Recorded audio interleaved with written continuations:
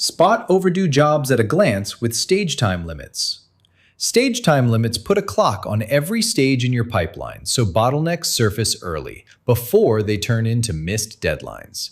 Setting a limit is a per-stage decision, and that's the point.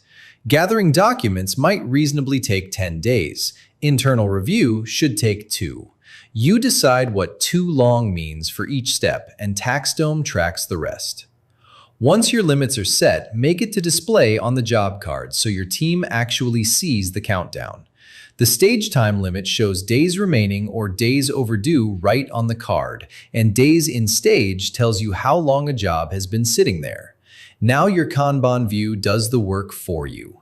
Every active job card shows its status at a glance, days left or days overdue in red.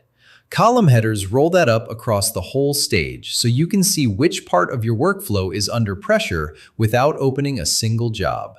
When things pile up, sort the job list inside the pipeline to bring the most overdue work to the top.